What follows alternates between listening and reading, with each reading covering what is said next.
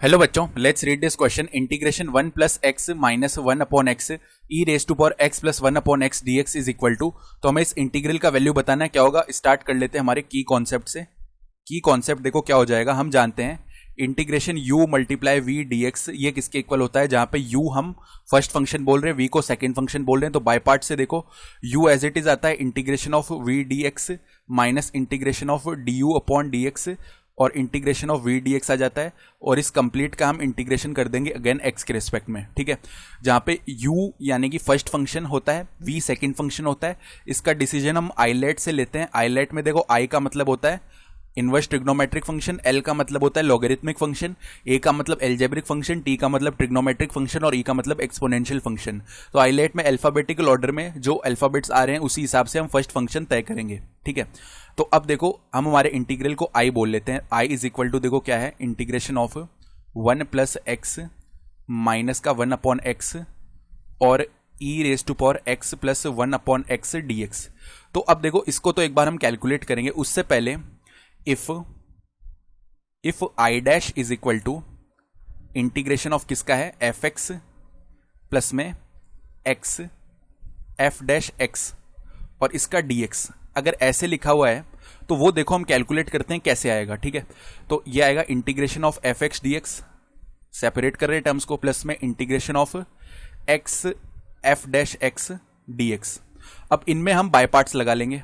तो integration of F x d x, अब देखो बाय पार्ट्स लगाने में हमें थोड़ा सा कॉमन सेंस भी चाहिए कि इसका हमें इंटीग्रेशन पता है। देखो इंटीग्रेशन तो वैसे हमें एक्स का भी पता है और एफ डैश एक्स का एफ एक्स हो जाएगा, लेकिन यहां पे हम एफ डैश एक्स को क्या बोलेंगे, हम एफ डैश एक्स को बोलेंगे सेकंड फंक्शन और एक्स को बोलेंगे फर्स्ट फंक्शन, ठीक है। क्योंकि हमें जो एफ डैश एक्स है उसका अगेन डिफरेंशिएशन नहीं करना, उससे हमें एफ डबल डैश एक्स मिल जाएगा।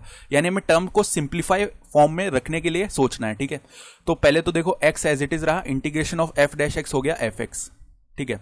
माइनस में अब x का डिफरेंशिएशन 1 हो जाएगा और integration of f dash x f x ही रहेगा और dx ये बन गया। अब ये टर्म्स आपस में जीरो हो गए, यानी इसका वैल्यू आ जाएगा x एफ एक्स और मान लो कोई कांस्टेंट भी आ रहा होगा यहाँ पे, उसको c बोल देते हैं या चलो c1 बोल देते हैं। तो x एफ एक्स प्लस में c1, ये बात समझ में आ गई ना। यानी अगर ऐसे लिखा हुआ है ना, उसको हम ऐसे ट्रांसफॉर्म कर सकते हैं, ठीक है।